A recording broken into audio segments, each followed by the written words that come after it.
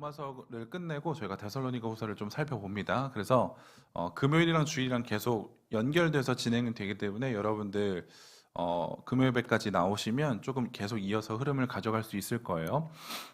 데살로니가 교회가 직면한 문제들을 좀 세 가지로 구분할 수 있어요. 그러니까 데살로니가 후서가 3장까지 기록이 되었는데 1장에 어떠한 문제, 2장에 어떠한 문제, 3장에 어떠한 문제 이렇게 세 가지 문제가 되어 있는데 금요일날 저희가 살펴본 문제는 뭐였냐면 그리스도인에게는 당연히 고난과 환난이 옵니다. 그런데 이 고난과 환난이 너무 심해지기 때문에 이것을 지나고 있는 성도들은 어떠한 태도를 취해야 되는가에 대해서 우리가 금요일날 이야기를 나눴어요. 고난은 반드시 오게 됩니다. 그럼에도 불구하고 우리가 기억해야 되는 것은 무엇이냐면 그 고난은 영원하지 않고 반드시 끝이 있다는 것. 주 예수 그리스도께서 재림하시는 그날 그 고난이 끝날 것이다. 그리고 그때 하나님의 공의가 펼쳐질 것이기 때문에 비록 이 땅에서 악인이 흥하는 것 같고 의인이 패하는 것 같은 모습이 보일지라도 염려하지 마라. 하나님은 공의 하나님이시기 때문에 반드시 그들에게 공의를 베푸실 거고, 그리고 끝까지 믿음으로 인내하고 견디는 의인들에게는 하나님의 놀라우신 복이 있을 것이다. 그래서 고난을 지나가는 성도는 하나님의 공의로움에 대해서 하나님은 공의로우십니다 라고 하는 이 분명한 진리를 우리가 고백할 수 있어야 되고 신뢰하고 확신할 수 있어야 된다 라고 이야기를 드렸습니다. 이게 데살로니가 교회에 있었던 첫 번째 문제였어요. 고난에 대해서, 고난을 어떻게 대처할까? 두 번째는 어떤 문제냐면 오늘 2장에서 우리가 살펴볼 건데 거짓 교사들, 적 그리스도가 너무 많았다는 거예요. 거짓 교사들이 많아서, 적 그리스도가 많아서 사람들을 미혹하기도 하고 두려움을 주기도 하였다라는 것이 오늘 본문에서 나오는 거예요. 자, 그들은 어떤 가르침을 했느냐? 기본적으로 예수 그리스도의 재림에 대한 가르침이 이제 잘못되었어요. 그래서 이 잘못된 가르침으로 말미암아 데살로니가 교회는 바울이 한 약 2에서 3주 정도 머물렀을 때 세워진 좀 어린 교회거든요. 근데 이들에게 예수 그리스도에 대한 재림, 즉 종말에 대한 이 가르침이 거짓으로 들어가게 돼버리니까 가뜩이나 어려서 내 구원과 내 신앙 그리고 종말에 대해서 이런저런 생각들이 많았는데 잘못된 가르침으로 인하여서 데살로니가 교회 성도들이 갖는 두려움과 불안감은 증폭이 되었다는 거예요. 그래서 이미 데살로니가 전서를 통해서 한 번 더 언급은 했었어요. 한 번 언급은 했었지만 그 후서를 쓰기 전까지 그 기간 동안 그들은 거짓 교사들로 인하여서 그들의 마음이 조금 많이 동요되었던 것 같아요. 그래서 그 소식을 듣고 바울은 데살로니가 후서를 쓰면서 특별히 2장에서 이 예수 그리스도의 재림, 적 그리스도는 어떻게 가르쳤는데 그것은 잘못됐어. 내가 가르쳐준 것들에 대해서 너희들은 다시 한번 생각해야 돼. 라고 하는 분명하고도 단호한 이야기를 한 번 더 해줍니다. 그래서 오늘 우리가 볼 것은 예수 그리스도의 재림에 대해서 그리고 적 그리스도가 무엇을 가르쳤는지에 대해서 물론 우리가 먼저 말씀에 들어가기 앞서서 전제해야 될 건 뭐냐면 오늘 이 바울의 데살로니가 후서 2장의 말씀은 조금 어려운 해석을 갖게 돼요. 왜냐하면 여러분들도 보시면 아시겠지만 구체적으로 이야기해 주지 않아요. 되게 요약하고 추각해서 알려주거든요. 그러니까 이런 거예요. 5절의 말씀에 보면 뭐라고 이야기를 하면 야, 내가 너희들한테 했던 거 기억하냐? 이렇게 해요. 그러니까 지금 우리들은 데살로니가 교회에게 바울이 뭐라고 했는지를 잘 모르는 우리들은 되게 구체적으로 이야기해 줘야지만 그것에 대해서 좀 캐치를 할 텐데 그 당시에 바울은 이미 데살로니가 교인들과 2, 3주 동안 계속적으로 신앙의 이야기를 나눠가면서 신학을 주고받으면서 이미 종말에 대해서 분명하게 이야기를 했던 것으로 보여져요. 그래서 그가 이미 그들과 함께 나눴던 이야기들, 야, 그때 내가 이렇게 얘기했던 거 그거 기억해 라고 축약을 해버려요. 그래서 오늘날 우리가 이 본문을 보면 도대체 바울은 무슨 말을 했을까? 잘 알 수가 없어요. 그래서 이게 난해하다, 난해 구절이다 라고도 이야기를 해요. 그 전제를 가지고 오늘 말씀을 조금 살펴보겠습니다. 2장에서 바울은 그 당시 데살로니가 교회에 있었던 적 그리스도, 거짓 교사들에 대해서 그들은 교회의 평안을 해치는 자들이다라는 것을 먼저 전제해요. 교회의 고통을 가져다 줘요. 교회 안에 있는 거짓 교사들은 교회의 평안을 깨트려 버리고 그 성도들이 열심을 다해서 최선을 다해서 하나님 앞에 나아가려고 하는 것들을 방해해요. 그래서 교회에 고통을 주는 자들이다라고 이야기를 하거든요. 그들이 가지고 있었던 재림에 대한 잘못된 신앙. 바울은 예수님의 재림은 반드시 올 건데 그 재림이 오기 전에 이러한 일들이 일어나야 돼라는 것을 명확하게 해줘요. 명확하게 그걸 짚어줘요. 당시 데살로니가 교회가 들었던 잘못된 가르침은 뭐였냐면 이미 예수님께서 재림하셨다는 거예요. 이미 주의 날이 왔다라는 거예요. 그리고 심지어 어떻게까지 이야기하냐면 야, 바울이 우리들한테 그렇게 얘기했잖아. 바울이 이미 주의 날이 임했대. 도적같이 임한다고 얘기했잖아. 이미 주의 날은 임했어. 라는 식으로 사람들을 회유하기 시작했고 미혹하기 시작했다는 거예요. 그러면 사람들은 생각하겠죠. 뭘 생각하냐면 아니 나는 지금까지 예수님께서 오실 걸 기대했는데 지금 오셨다고 하면 이미 심판이 된 거 아니야? 난 이미 여전히 죄인인데 근데 예수님이 오셨어. 그럼 난 심판 받은 거야 벌써? 그럼 난 천국에 못 가는 건가? 그럼 난 하나님 나라에 갈 수 없는 건가? 이러한 꼬리에 꼬리를 무는 생각들이 하기 시작했다는 거예요. 그래서 예수님께서 우리를 버리셨구나. 예수님은 날 버리셨구나. 이미 오셨다는데 난 변화되지 않았는데 날 변화시키지 않으셨으니까 날 버리셨구나 라고 하면서 사람들은 자신이 가지고 있었던 신앙이 흔들리기 시작했다라는 겁니다. 그런데 이러한 잘못된 가르침을 바울은 이야기를 하면서 예수님께서는 재림하실 것이지만 언제 재림하실 거냐면 물론 그때는 알 수 없어. 그런데 예수님께서 재림하시기 전에 두 가지의 사건이 일어난다고 이야기를 해요. 그게 뭐냐면 배교가 일어나게 될 거고 대적자들이 일어나게 될 거라는 것을 이야기를 해줘요. 거짓 교사들이 가르친 것은 주의 날이 이미 이르렀다. 이미 그 심판의 날이 이르렀다는 거였는데 아니요. 바울은 그렇게 얘기하지 않습니다. 그거 두려워하지 마. 아니야. 왜냐하면 주의 날에 이르기 전에는 반드시 두 가지의 일이 펼쳐져야 되는데 하나는 배교와 하나는 거짓 대적자들이 일어나야 된다는 거죠. 우리가 지금 종말의 때를 살아가고 있다라고 이야기를 하잖아요. 그렇죠? 이 종말을 이야기하기 위해서는 먼저 분명하게 우리가 알아야 되는 건 뭐냐면 어떤 신학자는 이 종말론에 대해서 뭐라고 이야기를 하냐면 마치 안개가 자욱하게 껴서 앞이 보이지 않는 것과 같은 것이 종말론이다라고 이야기를 해요. 캐치하셨을 겁니다. 종말론이라고 이야기를 했었을 때 마치 안개가 너무 많이 껴서 앞이 안 보이는 것 같아요 라고 하는 이 비유를 왜 썼냐면 분명 종말이라는 것에 대해서 성경은 언급은 하지만 선명하지가 않다는 거예요. 선명하지가 않아요. 자, 선명하지 않으면 무슨 문제가 발생하게 되냐? 선명하지 않기 때문에 이제부터 사람의 생각이 들어가기 시작합니다. 선명하지 않아서 내 마음대로 해석할 수 있는 여지가 생겨버려요. 그러면 뭐가 되냐? A라고 하는 생각, B라고 하는 생각, C라고 하는 생각이 다양하게 난무하게 됩니다. 그래서 종말론에 대해서는 예수님의 재림에 대해서는 인간이 100% 다 이해할 수가 없기 때문에 여러 가지 신학적인 이야기들이 펼쳐지게 되고 이단들도 생겨나게 되는 거예요. 그렇기 때문에 우리가 성경에서 보여지긴 보여지지만 선명하게 보여지지 않잖아요. 성경 안에서도 종말론에 대해서. 그러면 우리는 어떠한 태도를 취해야 되냐면 먼저는 우리가 파헤쳐서는 안 돼요. 이해되셨나요? 성경에서 선명하게 보여지지 않아. 그래서 내가 가진 지식과 내가 가진 능력으로 종말론을 파헤쳐보겠어라고 하면서 막 곳곳을 파헤쳐요. 여러 문헌들도 가져다 보고 여러 생각들도 가져다 보고 어떤 사람의 이야기도 들어보고 저런 사람의 이야기도 들어보면서 나만의 막 종말론을 만들어가요. 그리고 그것이 옳다라고 생각하면 사람들에게 전해요. 이렇게 해서는 안 된다는 거예요. 이렇게 확대 해석을 하면 안 돼요. 소위 오버해서는 안 돼요. 왜? 성경은 우리가 종말에 대해서 알려고 할 때 성경 한 권으로 충분해요. 이게 우리가 이야기하는 성경의 충분성이거든요.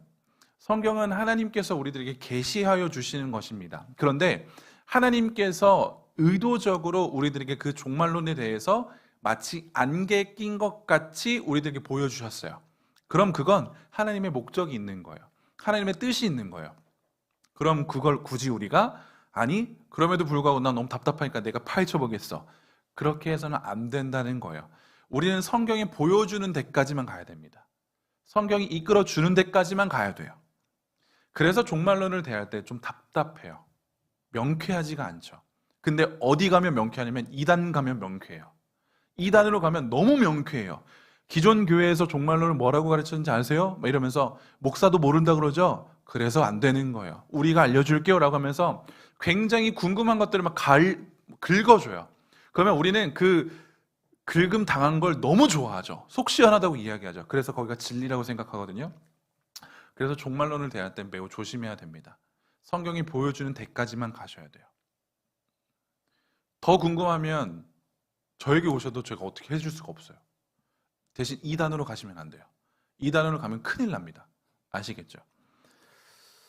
내가 임의적으로 확대해서 해석하게 되었을 때는 상당히 오류가 발생하는 것이 이 종말에 대한 예수 그리스도의 재림에 대한 이야기인 건데, 특별히 이 종말은 미래적인 부분인 거잖아요. 그렇죠? 미래적인 부분이기 때문에 우리가 감당하고 가늠하기가 더 어려워요.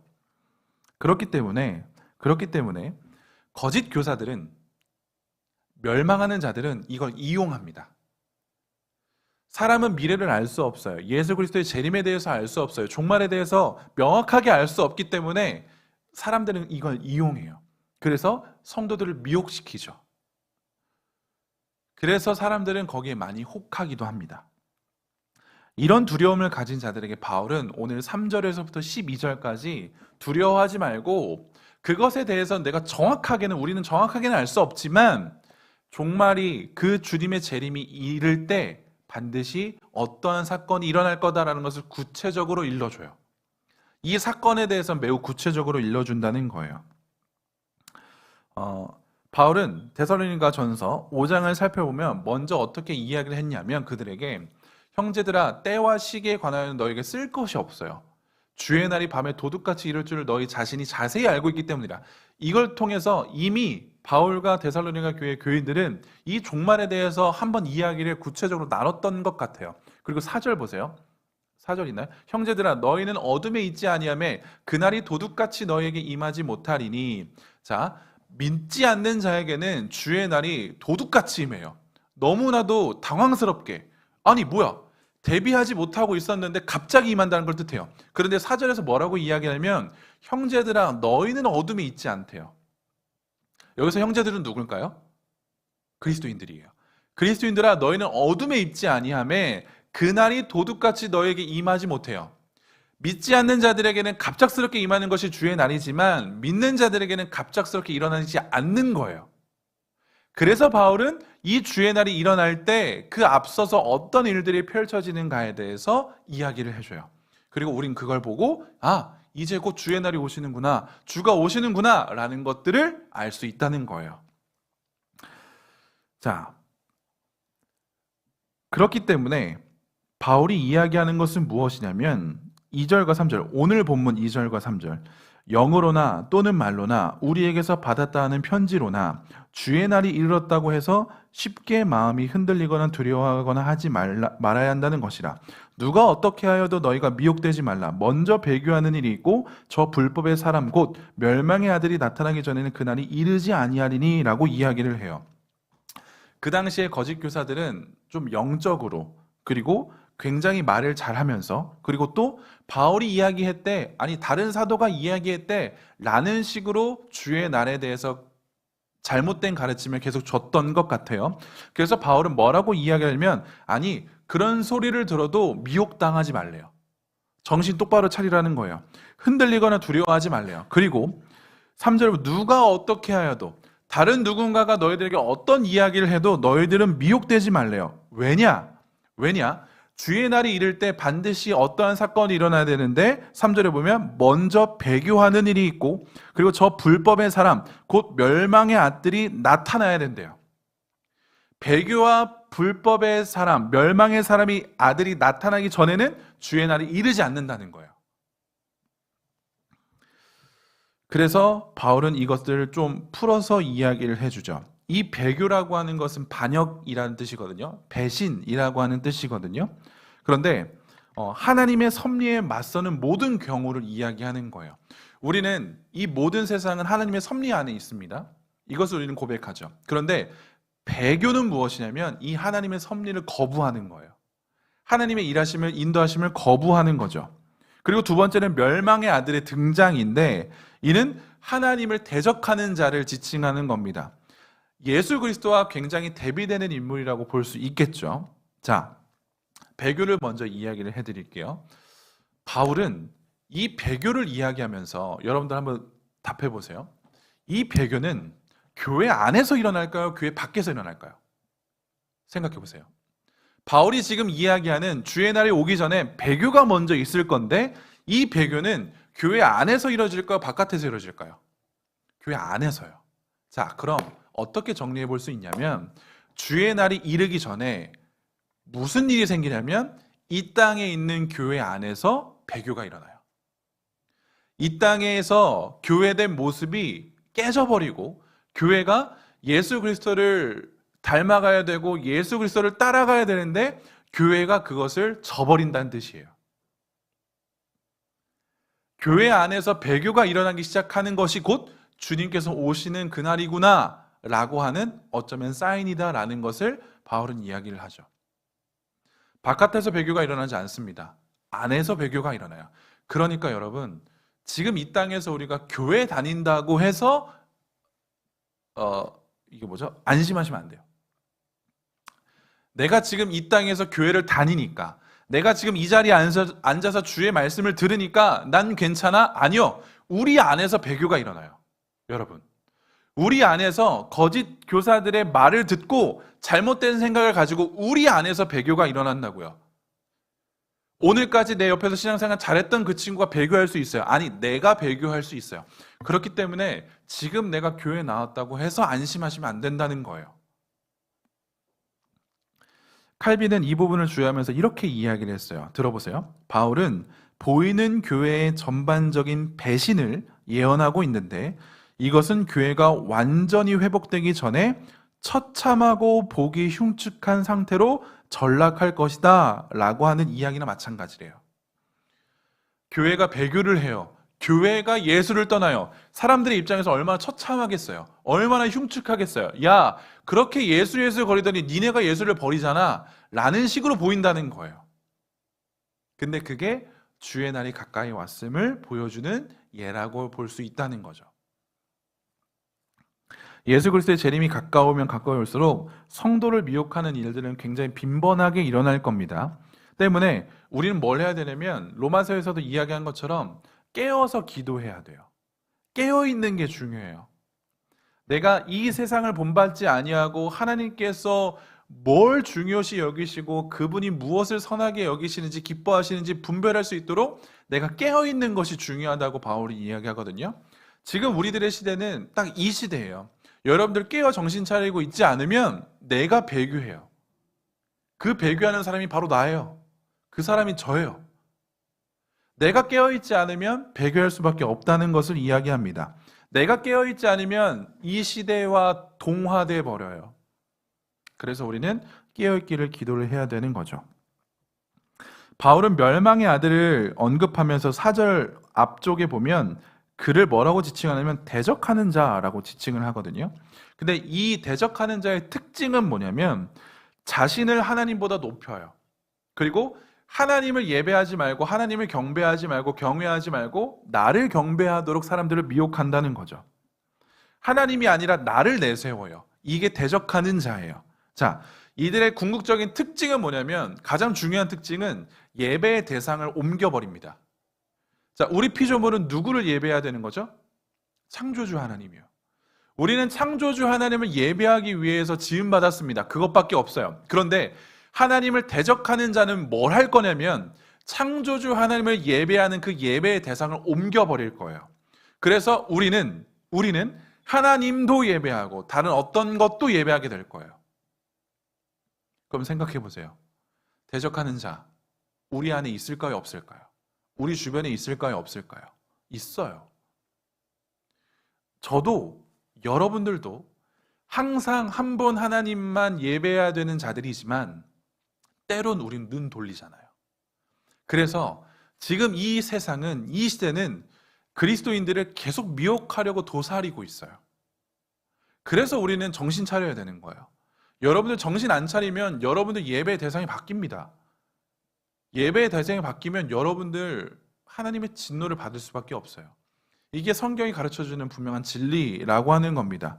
참된 신앙은 무엇이냐면 하나님께만 예배하는 거예요. 하나님께만 나아가는 거예요. 하나님만 높여드리는 거예요. 그런데 유일하신 하나님만 예배해야 된다라고 하는 이 전제를 무너뜨려 버려요. 아니, 물음표를 던지게 만들어요. 진짜 그렇게 해야 돼? 진짜 하나님만 예배해야 되는 게 맞아? 라고 이야기를 하죠. 그거 어디 OTT 프로그램에 그거 있잖아요. 무당들 나와서 막 서로 서바이벌 하는 거. 하다 무당 서바이벌까지 나와요. 대단합니다. 목사 서바이벌도 나올 수 있을 것 같긴 한데, 거기서 어떤 여자애, 젊은 여자애가 아실 거예요. 본인은 원래 기독교였대요. 근데 신내림 받아서 이제 무당이 됐다라고 하는 친구가 있거든요. 근데 그 친구가 어떤 이야기를 했냐면 본인이 예수와 다를 게 없대요. 왜? 예수도 하나님이라고 하는 신의 말씀을 대언하는 자였잖아요. 본인도 어떠한 신의 말씀을 대언하는 자이기 때문에 본인도 예수와 역할이 똑같다는 거예요. 어떻게 생각하십니까? 그럴듯한가요? 우리가 잠깐 잘못하면, 정신 놓으면 어떻게 되는 줄 아세요? 그렇게 돼요. 내가 깨어있지 않으면, 그래, 예수가 무슨 하나님이야. 예수가 무슨 유일한 신이야. 아니야. 예수도 그냥 인간일 뿐이야. 그냥 특출난 선지자일 뿐이라고 넘겨버려요. 구원자는 없어요. 아니, 구원자가 너무 많아요. 그렇게 되면. 그 젊은 여자도 그렇게 생각할 수 있어요. 나도 누군가의 구원자이다. 왜? 신의 말씀을 대언해서 그 사람 살릴 수 있잖아요. 예언해 줄 수 있잖아요. 야, 이거 조심해, 저거 조심해 할 수 있잖아요. 구원자겠죠. 이 세상은 내가 깨어있지 않으면 내가 구원자가 될 수 있는 세상입니다. 그러니까 깨어 있어야 돼요. 우리를 미혹하는 것들이 너무 많아요. 너무 많습니다. 바울은 이것을 알기 때문에 뭐라고 이야기를 하냐면 5절에서 내가 너희와 함께 있을 때에 이 일을 너희에게 말한 것을 기억하지 못하느냐. 자, 데살로니가 교회에 문제가 있다는 것을 파악을 하고 바울은 먼저 데살로니가 전서라는 편지를 썼어요. 1차 편지를 썼어요. 그리고 나서 똑같은 내용들을 미리 전달했어요. 그때 당시에도 이러한 문제가 있었기 때문에. 그래서 이미 데살로니가 전서를 통해서 이런 것들에 대해서 어떻게 대처해야 돼? 라는 것들을 신랄하게 나눴다는 거예요. 그리고 나서 이제 그 교회가 어떤 식으로 또 피드백이 되었다라는 것이 바울에게 들려졌는데 좋은 소식과 나쁜 소식이 들렸거든요. 근데 나쁜 소식은 무엇이냐? 이러한 고통과 고난, 거짓 선지자들에 대한, 거짓 가르침에 대한 이 너무나도 안타까움들이 더 짙어졌대요. 깊어졌대요. 처음 편지를 써서 그들을 좀 단돌이 한 줄 알았는데 그 후에 들린 소문은 뭐였냐면 아니 더 심해졌더라. 더 어려워졌대. 그래서 바울은 두 번째 편지를 써서 분명하게 이야기하는 거예요. 야, 전에 내가 얘기했던 거 기억 못하냐? 이거예요. 내가 전에 너희들한테 얘기했었잖아. 근데 그걸 왜 기억을 못해? 라고 이야기를 하는 거죠. 바울은 거짓에 미혹되지 않도록 해야 되는 게 있는데 그게 뭐냐면 내가 너희들에게 했던 걸 기억하라고요. 했던 말을 기억하라는 거예요. 1차적으로 그들에겐 반드시 필요한 권면이었습니다. 내가 이전에 했던 거 까먹지 마, 기억해 라는 것을 바울은 먼저 이야기를 하죠.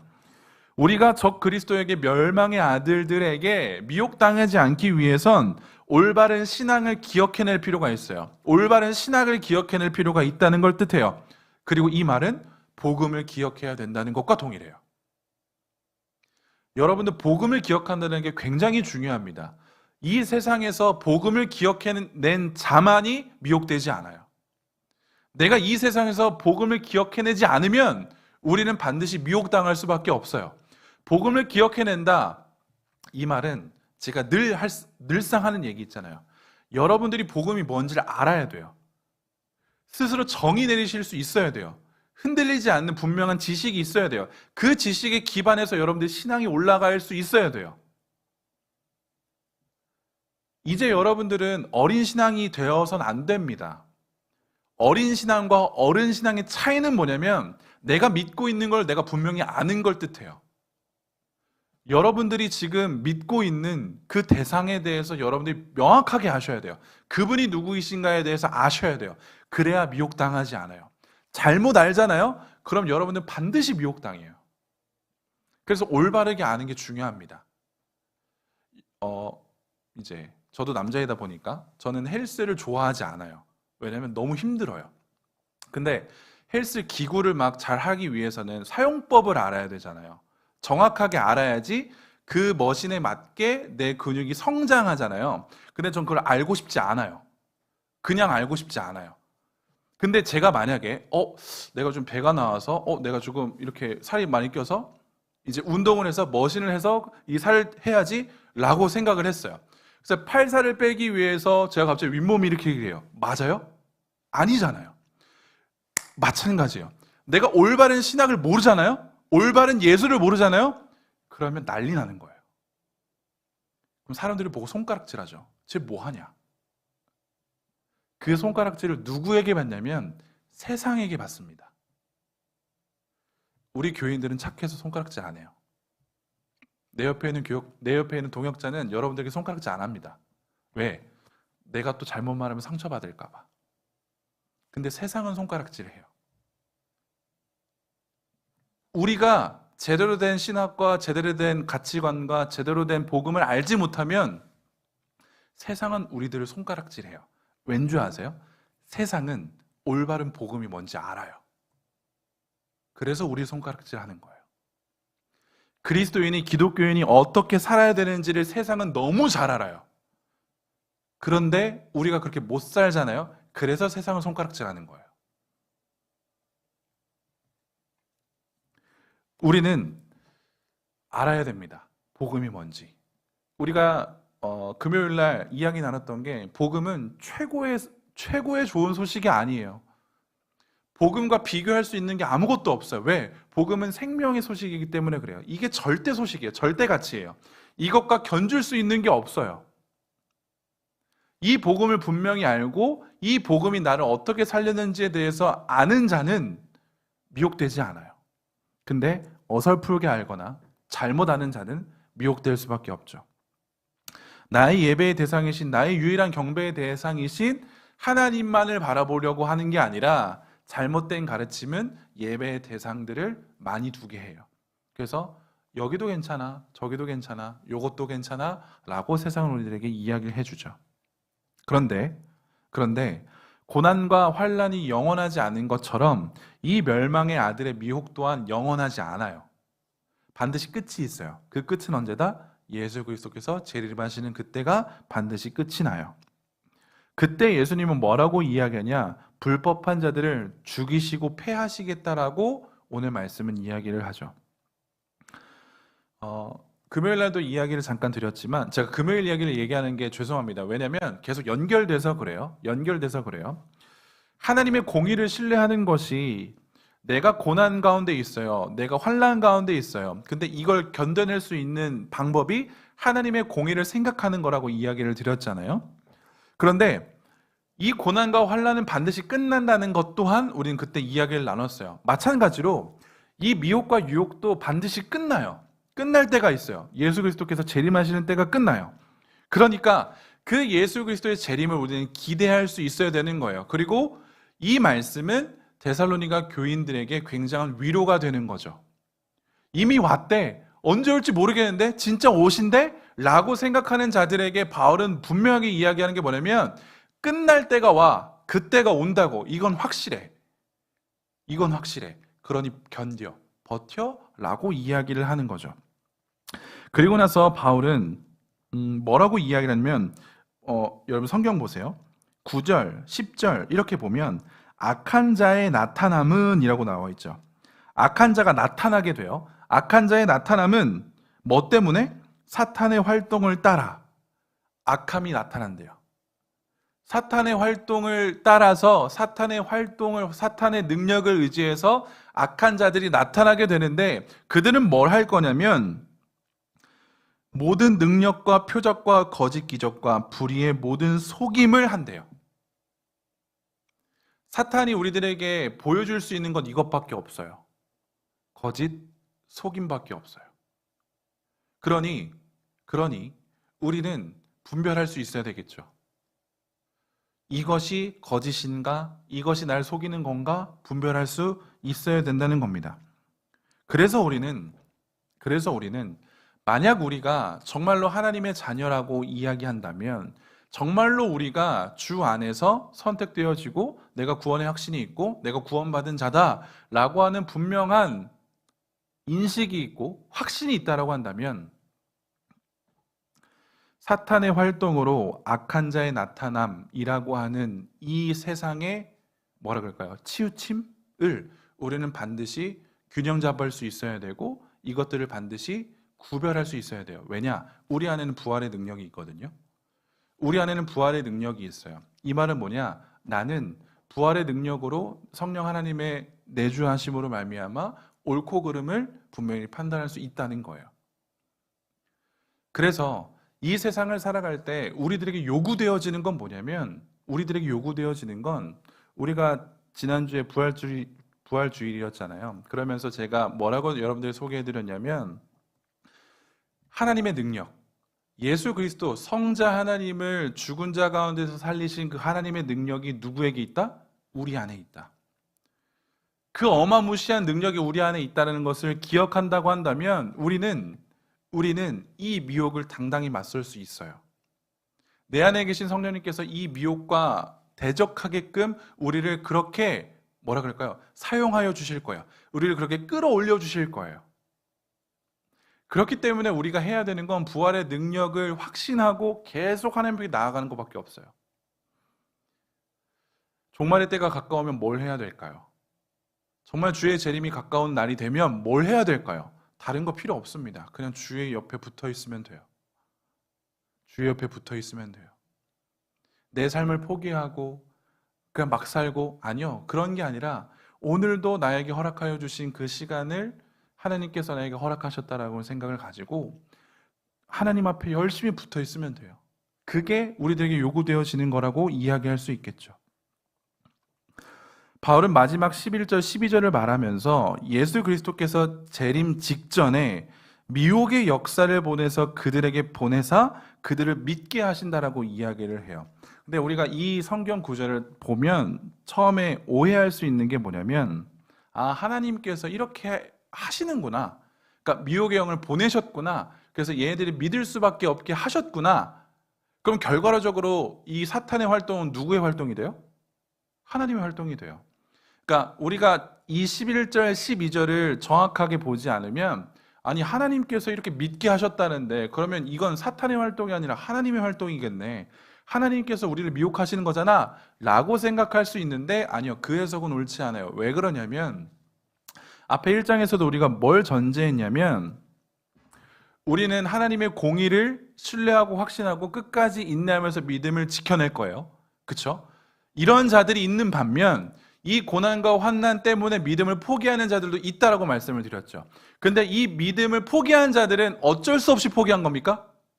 아니죠. 내가 그렇게 포기한 거예요. 난 하나님이 필요 없어요. 난 하나님 없어도 괜찮습니다.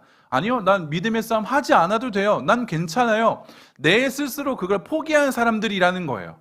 어쩔 수 없이 포기한 게 아닙니다. 상황과 환경이 그래서 포기한 게 아니라 내가 포기한 거예요. 내가 자발적으로 자원한 거예요. 난 하나님 없이 살아도 괜찮습니다 라고 선언한 사람들이에요. 이 사람들을 가리키는 거예요. 그들의 원함대로 하나님을 떠나는 것을 선택한 자들이었어요. 그러면 그들은 뭐가 주어지죠? 영원한 형벌이 주어져요. 멸망의 형벌이 주어져요. 그걸 그들이 원했던 거예요. 하나님의 공의는 그들이 원한 걸 들어주십니다. 하나님 없이 살아도 괜찮습니다. 전 영원한 형벌에 있어도 괜찮아요. 이걸 그들이 원했다고요. 하나님의 공의는 뭐냐? 원한 대로 해주시는 거예요. 마찬가지예요. 그들은 미혹당하길 원하는 거예요. 거짓 교사들의 말을 귀 닫지 않고 귀 연 거예요. 그들이 선택했어요. 그래서 결과론적으로 하나님의 때에 그것들을 그들이 원한 대로 내버려 두실 거예요. 이 표현을 오늘 본문에서 어떻게 했냐? 하나님이 미혹의 역사를 그들에게 보내사 거짓 것을 믿게 하심은 이라고 표현을 한 거죠. 마치 하나님께서 그렇게 주도하신 것 같지만 물론 주도하셨죠. 뭘 주도하셨냐면 그들이 원했던 걸 하게끔 내버려 두신 거예요. 하나님은 우리를 그냥 그렇게 내버려 두실 수 있으신 분이에요. 그냥 그렇게 살게끔 내버려 두세요. 전 하나님 필요 없다니까요, 하나님. 우리 모두 다 그렇게 살아갔던 존재예요. 기억하셔야 됩니다. 우리 모두 다 그런 사람들이에요. 하나님, 전 하나님 필요 없어요. 라고 우리는 그걸 원했던 사람들이에요. 그런데 하나님께서 그걸 원치 않으셔서 하나님께서 우리를 찾아오신 거죠. 거기에 반응한 자들이 여기 앉아있는 우리들입니다. 그런데 여전히 그것에 반응하지 않은 자들은 뭐 어떻게 살아가냐면 여전히 난 당신이 필요 없어요. 하나님 거기에 가셔야 됩니까? 하나님 그들을 찾아가셔야 돼요? 아니요. 안 가도 괜찮다니까요. 하나님은 안 가셔도 돼요. 그게 하나님의 공이라고요. 그런데 우리는 그 하나님의 공의 플러스 하나님의 사랑을 경험한 자들이잖아요. 나에게 굳이 안 오셔도 되는데 오셨다고요. 그래서 우리가 미혹되지 않기 위해선 뭘 해야 되냐면 어쩔 수 없어요. 그 하나님 옆에 있어야 돼요. 이걸 제가 어떻게 여러분들에게 조금 더 이야기를 좀 잘 해줄까라고 생각을 했는데 오늘 우리는 이 바울의 권면을 들으면서 교훈을 얻어야 되는데 그 교훈은 뭐냐면 진리의 말씀을 잘 듣고 따라야 된다는 교훈이에요. 바울이 데살로니가 교인들에게 뭘 얘기했는지 전 도무지 모르겠어요. 저도 알고 싶어요. 그래서 제가 여러분들 그걸 소개해주고 싶어요. 야, 바울이 이렇게 얘기했습니다. 근데 그걸 모르겠다니까요. 그러면 저는 오늘 이 말씀을 가지고 여러분들에게 어떤 교훈을 줘야 될 것 같은데 어떤 교훈을 줘야 되냐면 진리의 말씀을 잘 듣고 따르라는 거예요. 자, 우리가 진리의 말씀을 들을 수 있는 곳이 어디입니까? 진리의 말씀을 들을 수 있는 곳이 어디죠? 교회예요. 교회에서 우리는 진리의 말씀을 들을 수 있습니다. 물론 지금은 유튜브가 너무 잘 되어 있어서 유튜브에서 들을 수 있죠. 내가 있는 곳에서 들을 수 있죠. 아니요, 그렇지 않아요. 진리의 말씀이 선포되어지는 곳은 교회입니다. 왜? 하나님께서 교회를 그렇게 세우셨거든요. 교회의 목적이 그거거든요. 올바른 진리의 말씀이 선포되어지는 것이 교회입니다. 그렇기 때문에 참된 교회의 표지 중 하나가 무엇이냐면 올바른 설교가 선포되는 거예요. 우리가 교회로 모여서 신앙생활을 한다는 것은 우리의 건강한 신앙을 보여주는 첫걸음이에요, 여러분들. 기억하셔야 돼요. 내가 지역교회에 속해서 건강한 교회에 속하여서 내가 이 교회와 함께 동역자들과 함께 신앙생활을 한다. 그들과 함께 말씀을 듣는다라고 하는 건 내 신앙이 건강하다는 것을 증명하는 첫 걸음이라는 거예요. 만약에 그 교회가 이단 사이비가 아닌 이상 교회 지도자들이 있을 거잖아요. 특별히 목사가 있을 수 있고 장로가 있을 수 있고. 근데 여기서 국한합시다. 말씀을 전하는 목사가 있을 거예요. 이 목사는 뭘 하는 사람이냐면 성도들에게 올바른 가르침을 전하기 위해서 연구하고 애쓰는 거예요. 이게 목사가 하는 일이에요. 많은 일들이 있지만 물론 목사도 사람이에요. 연약해요. 지식의 한계가 있어요. 똑똑하지 않아요. 그래서 더 많은 것을 모를 수 있어요. 오늘 저처럼 바울이 뭘 얘기했는가를 정말 도무지 모를 수 있어요. 그래서 너무 답답해하는 저의 모습을 보게 되겠죠. 그럼에도 불구하고 저는 뭘 하는 사람이냐면 여러분들에게 올바른 성경을 가르쳐주기 위해서 연구하고 애쓰는 사람이라고요. 때문에 여러분들이 교회에 나와서 말씀을 듣는다는 것이 굉장히 중요해요. 여러분들 스스로 유튜브를 통해서 아니면 어떤 교회가 아니라 누군가를 불러내서 이 사람의 말씀을 듣는 게 중요한 게 아니라고요. 그건 매우 위험합니다. 매우 위험해요. 여러분들이 누군가 1대1로 만나서 교제를 하고 그 사람을 통해서 하나님의 말씀을 듣는다? 물론 귀할 겁니다. 근데 그건 건강하지 않을 수 있어요. 가장 건강한 방법은 교회로 오는 거예요. 교회로 오셔서 이 공동체 안에서 하나님의 말씀을 들으셔야 돼요.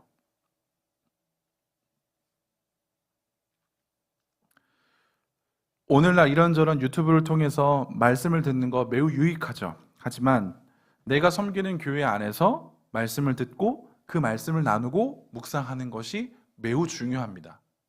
그래서 여러분들 셀 모임도 중요해요. 왜? 자, 저도 인정해요. 저도 알아요. 저도 셀장을 해봤거든요. 뭐 있나요? 지식이 출중한가요? 아니요. 그렇지 않아요. 근데 왜 우리가 셀장의 말을 듣고 그 말씀을 가지고 왜 나눌까요? 이유는 단 한 가지예요.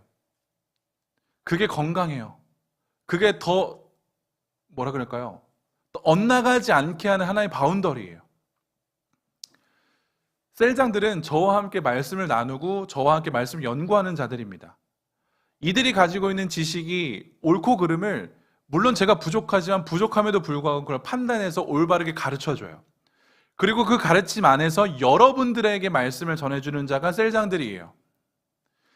이 안에서 여러분들의 말씀이 활발하게 나누어지지 않고 이 말씀들이 여러분들의 인생을 좌지우지하지 않으면 여러분들은 이 말씀에 대한 갈급함을, 갈핍함을 어떻게 채워내냐면 다른 것들을 통해서 채워요. 그래서 기웃기웃거리는 거예요. 유튜브를 기웃기웃거려요. 이상한 사람들의 말씀을 들어요. 그러면서 의문을 가져요. 이게 맞나? 목사님은 저렇게 이야기하는 게 맞나? 근데 우리 목사님 저렇게 이야기 안 할 것 같은데. 뭐가 맞지? 목사님한테 얘기해? 근데 그건 좀 죄송스러워. 그럼 누구한테 얘기하죠? 있어 보이는 청년들에게 이야기해요. 야, 나 이거 들었는데 너 이거 어떻게 생각해? 근데 그건 난 이렇게 생각하는데? 그치, 너도 그렇게 생각하지. 이게 맞네. 그리고 그걸 내 지식으로 채워버리죠. 이건 매우 건강하지 않는 겁니다. 매우 건강하지 않아요. 오늘날 우리들의 신앙생활에서는 이 당시와 같은 미혹이 없을 수 있어요. 다른 모습으로 보여지겠죠. 오늘날 미혹은 무엇일까 생각해 봤는데 저는 그거예요. 유튜브 설교가 오늘날 미혹이에요. 유튜브에서 나오는 설교자들을 까는 게 아닙니다. 그들은 대가예요. 그들의 말씀은 정말 유익해요. 하지만 우리들에게 요구되어지는 신앙생활의 모습은 교회 안에서 우리가 말씀을 나누고 말씀을 묵상하고 함께 소통하고 함께 교제하는 것이에요. 근데 오늘날 우리들의 세상은 그걸 못하게 막아요. 더 중요한 게 무엇인지를 보여줘요. 그래서 우리가 이 자리에 나와서 예배하는 것들을 방해한다고요. 어쩌면 이 모습들이 계속 진행되고 있고 앞으로 더 심해질 겁니다. 그럼 그때 우리는 뭘 해야 될까요? 깨어 있어야겠죠. 분별할 수 있어야겠죠. 그래서 우리는 예배를 지켜낼 수 있어야 되는 거고 예배를 통하여서 들려지는 말씀에 귀 기울여야 하는 겁니다. 주일날 예배 시간에 귀 기울이지 못하면 일상에서 귀 기울여집니까? 아니요. 전 그런 사람 보지 못했어요. 오늘 이 시간도 집중하지 못하고 오늘 이 하루도 하나님 앞에 내놓지 못하는데 주중에 내놓는다고요? 거짓말 치지 마세요. 진짜 그건 거짓말이에요. 내가 주의 날도 거룩하게 지키지 못하는데 주중에 예배자로 서겠다고요? 거짓말 치지 마세요. 우리가 더 잘 알잖아요. 내가 더 잘 알지 않습니까? 우린 그걸 못한다니까요. 주어진 예배에 내가 최선을 다하는 것이 미혹되지 않는 지름길입니다. 사랑하는 청년들, 교회를 사랑하세요. 교회를 사랑하십시오. 공동체를 사랑하세요. 그래야지 여러분들은 이 세상에서 미혹당하지 않고 올바르게 신앙생활을 할 수 있을 것이라고 저는 확신합니다. 때문에 여러분들이 가지고 있는 이 다양한 궁금증들이나 여러분들이 해결해야 되는 신앙적인 문제들을 교회 안으로 가지고 오십시오. 그리고 자유롭게 건강하게 나누세요. 그래야 우리는 서로 건강하게 신앙생활하고 온전한 교회됨을 누릴 수 있다는 겁니다. 미혹의 역사는 지금도 있습니다. 우리를 지금도 여전히 미혹할 겁니다. 깨어서 기도하셔야 돼요. 깨어서 말씀으로 대적할 수 있어야 돼요. 우리들에게 실력이 필요해요. 그 실력 다른 어떤 곳에서 채우려고 하지 마시고 교회 안에서, 우리 교회는 건강합니다. 건강한 교회 안에서 여러분들의 실력을 쌓고 무기를 잘 갈고 닦아서 이 세상이 감당하지 못하는 여러분들이 되기를 소원합니다.